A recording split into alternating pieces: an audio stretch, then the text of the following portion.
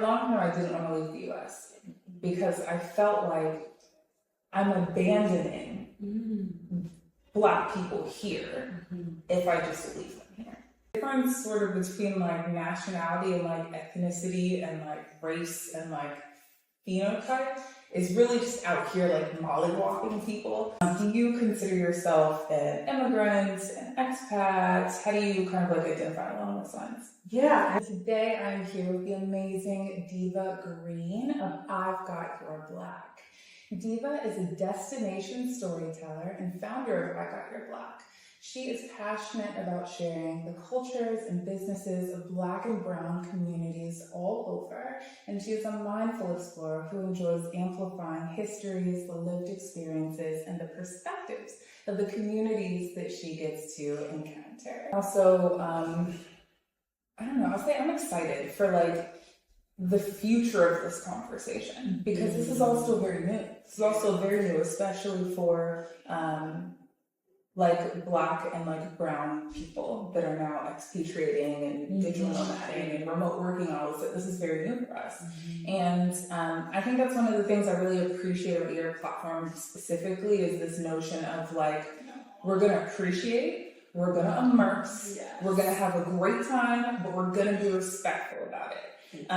In a way to really like highlight where you are in terms of like, these are the people, these are the businesses, this is how you like support them. Like, it's not just the notion of like, look at this pretty beach and like, I'm on it, you know what I mean? Or like, look at this great food, I'm eating it. It's like, you know, these are the people and these are the hands that brought this food to the plate. Isn't it amazing?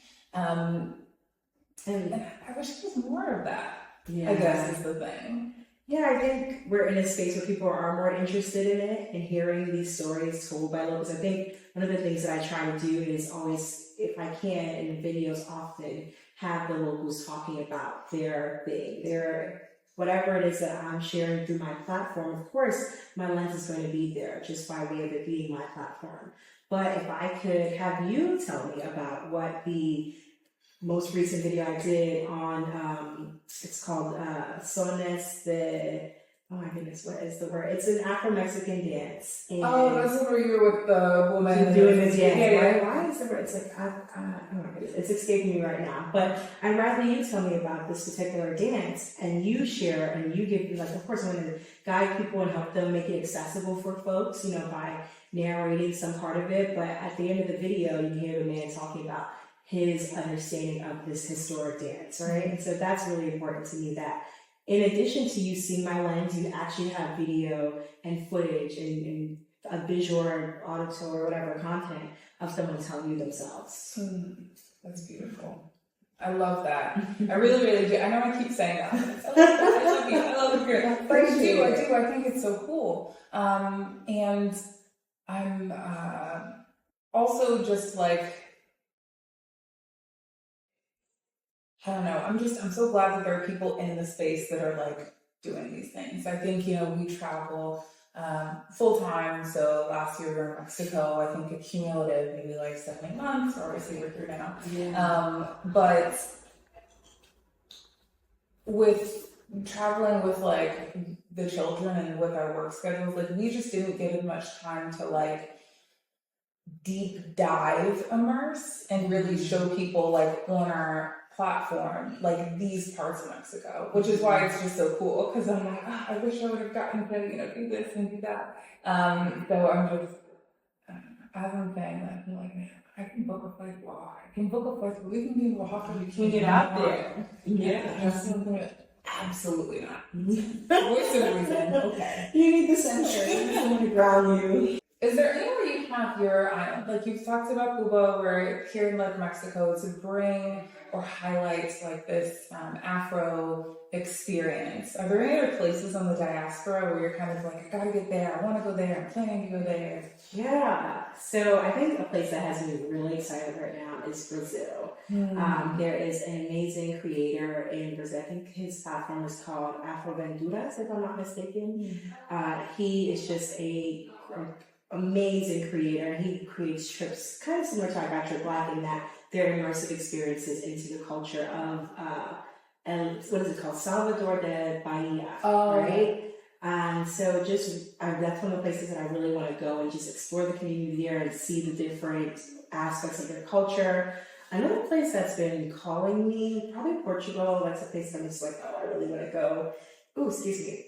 And experience the culture in these areas. But I really want to go to spaces where you don't necessarily think that there's a Black community in these spaces. Right now, Peru is a place that comes to the top of mind. I don't necessarily think about Afro-Peruvians when I think about Peru in general. And so being able to go and talk about the culture in these spaces, that's just something that it's like, oh, this is going to be such a good time. Of course, I'm going to go and enjoy everything that is there. I'm going to go to Machu Picchu and I'm going to do all the things. I never tell people that they shouldn't go and enjoy the highlights or what people talk about when they talk about these places. But I'm also like, go do that and then go see this really cool community and enjoy it there. Awesome. Make a note. I love that. I think I did some research, I think, on Afro-Peruvians before we moved to Mexico. We did a thing where we pulled up the whole entire world and where we want to go. And that's one of the things we did. I think Argentina too was somewhere we looked at, and then we were like, ooh, yeah. So that's so funny. Cleansing? I was going to mention that, and I chose not to just because of that. It's something that I need to do more research on. I don't know enough about the Argentine community except for the fact that they are under extreme duress in that space. And you almost, I'm going to say it right because they very much still exist. Apparently, I saw a video recently that it's kind of a myth that there aren't Black people in Argentina, just like everywhere else. We're everywhere, right? But that myth has been perpetuated for a reason. So I want to do some more research before I share this information. But of course, just like with Mexico, the erasure of Black Mexicans and the whole mestizaje and saying we're all Mexican and everybody got a different part of this with them, it's kind of intentional, right?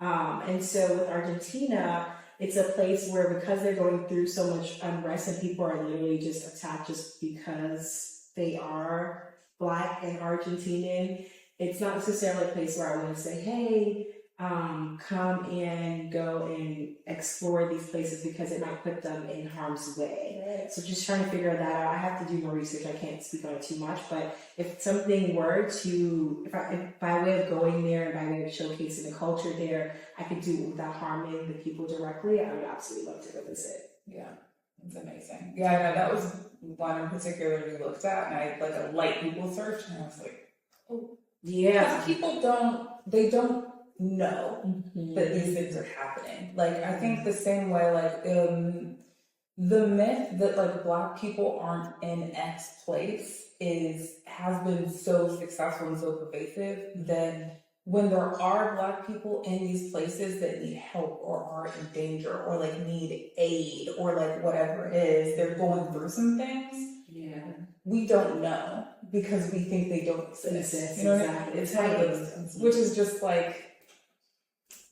but I do think that's part of now my hope, because there are so many more Black people that are global. There are people like you that are no, we specifically want to highlight these communities we're out here that, I don't know. It's that fairy tale notion of maybe there's a life raft now. Maybe there's something or someone that can provide aid, or we have a way to come together to build community to do what we can.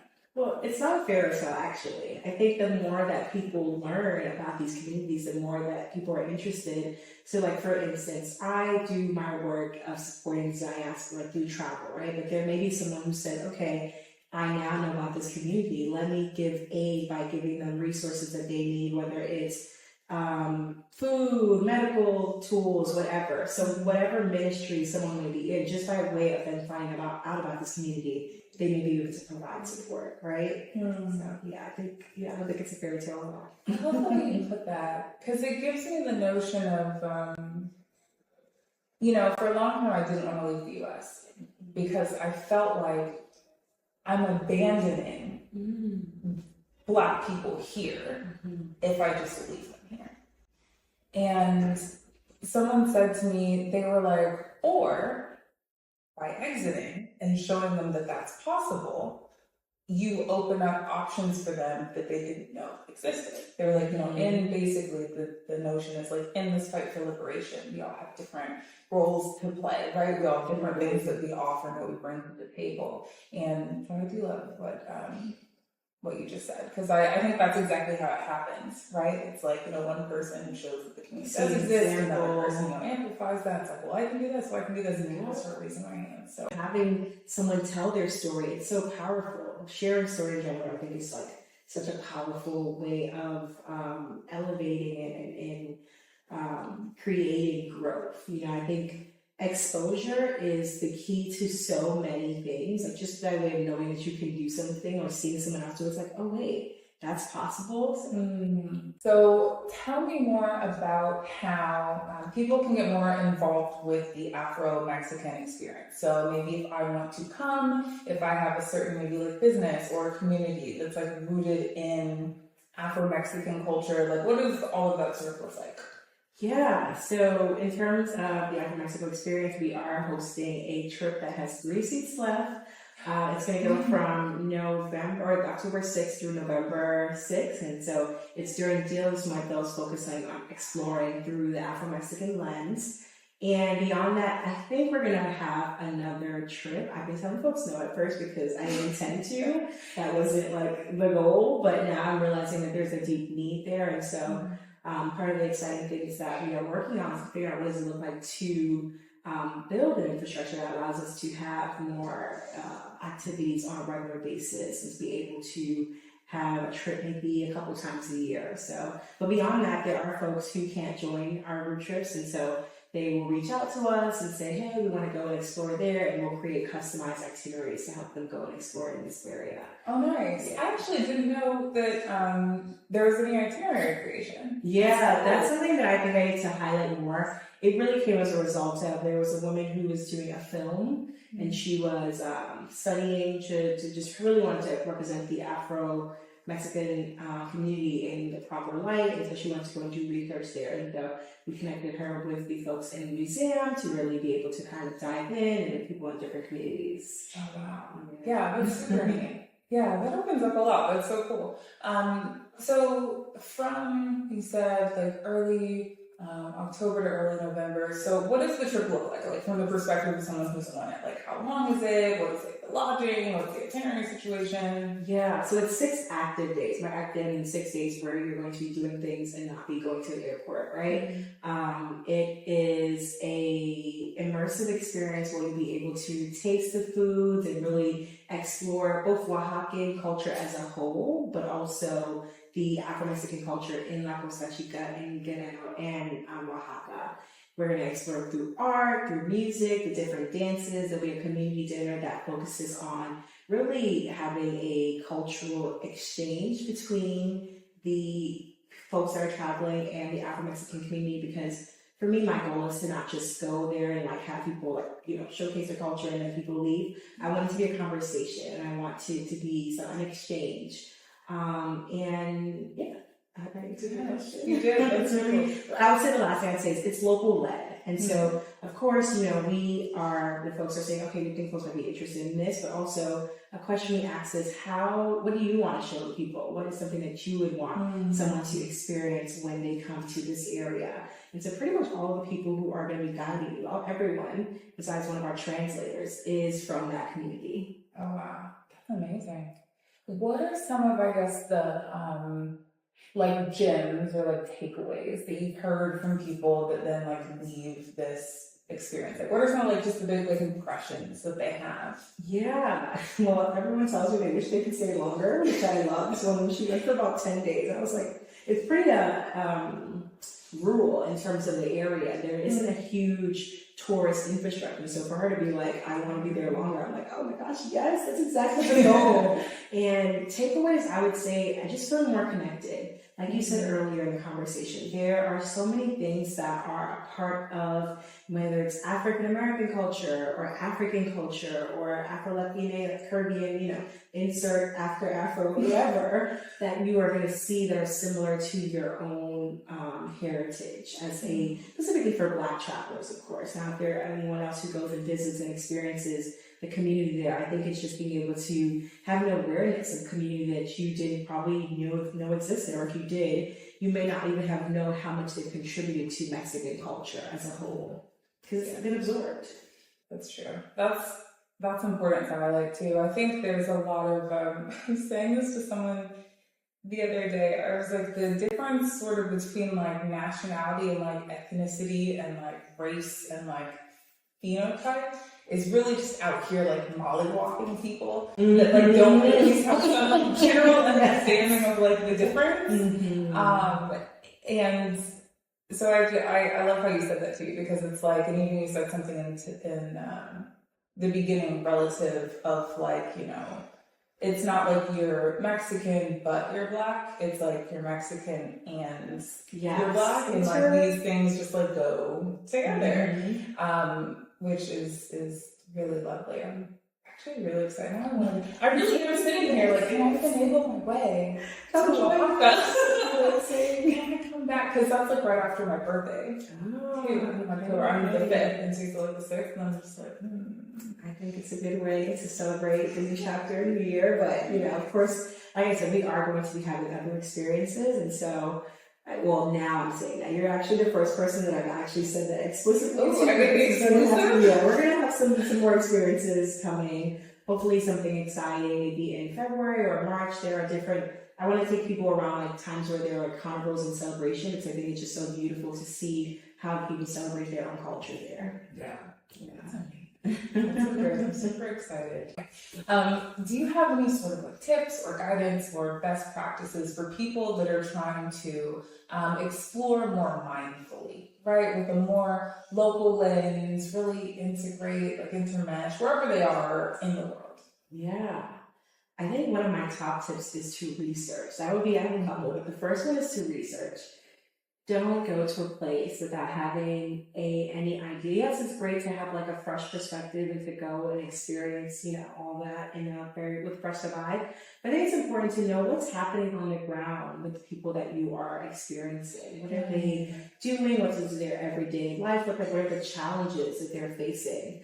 Recognize your privilege. Actually, let's put that one first and then research second. Recognize your privilege. You're in Mexico or wherever you're visiting. Don't expect people to speak your language if that is not their primary language, right? Ooh, excuse me. Yeah, don't expect people to speak language if that's not your primary language. And then I would say immerse yourself. And the way that I always tell people to do that, I call it soul traveling. Do what lights you up. So for instance, like, I love to dance. You know, I take salsa classes. Now, salsa isn't necessarily like the Mexican dance. You know, it's more of like cumbia, and they're into like mariachi and things like that. But Mexicans appreciate salsa. It's like the global Latin sound and things like that. And so I take salsa classes that allow me to connect with locals here in Playa del Carmen who also enjoy the practice. Like, if you're someone who is into, a friend told me that they're into gardening, now they're going to be volunteering at this local garden. There's so many different things. So think about whatever it is that you like, and then find the people who actively go and do that thing regularly. Oh, that's amazing. That's a great tip. That's not what I would think of, because it's typically, you go places and there's like just the things that you do, right? Like the things that just are done. You have to go see this museum, you have to go to this monument. But I love that, like actively just seeking out what you enjoy, so that you're like really just authentically connected. Yeah, exactly. Because then you're just like doing something. Okay, I enjoy eating seafood, so like I might go to a place and then I might meet, you know, someone at the restaurant, or maybe if you enjoy seafood, you do something that's adjacent, or connect with the fishermen in this one area. You know, you may not always find like the exact thing, but just kind of finding your way. It may get harder, I think, if you're in a further place. But for instance, like the reason why I was able to connect with the Afro-Mexican leaders in that space is because I connected with someone who does what I do, amplifies Black stories, right? And so that's, I think, the same thing that I would tell everyone. Find what you enjoy and immerse yourself in something adjacent or something like exactly like it. Yeah, that's a great tip. I love that. Definitely going to use them. So here I'm going to eating, food tours. Food's going to be my thing, right? Yeah. No, who doesn't love a good food tour, to be fair. Okay, this has been amazing. I'm not going to hold you hostage, but I really do appreciate you being here and all of the work that you put in to educate people and to uplift the diaspora as a whole, and just to showcase like stories and places and businesses that like aren't just readily available on Google or aren't like, you know, a super exotic highlighted destination all over like Instagram. Like it's really important work and I do really appreciate it. And I love that you're here and I'm gonna stop gushing. I'm so sorry. But I'm also like, oh my gosh, she's talking to me and I'm not seeing my face. I know, I'm sorry. But I do really appreciate you being here. For anyone who is interested in joining the Afro-Mexican experience or anything else that you have coming up, let them know where to find you, how to connect. We'll make sure to put all of Diva's handles and Instagrams and ads and things like this in the show notes, but let everyone know where they can find you. Yeah, so if you are looking for the content and just learning about it before you actually dive in, you can find us on Instagram at @IGotYourBlack_, on TikTok where IGotYourBlack. And if you are curious about just like the detail of the Afro-Mexico experience, you can go on our website. That's igotYourBlack.co. Perfect. Thank you for being here. Yes, We'll see you all next time. Yes, take care.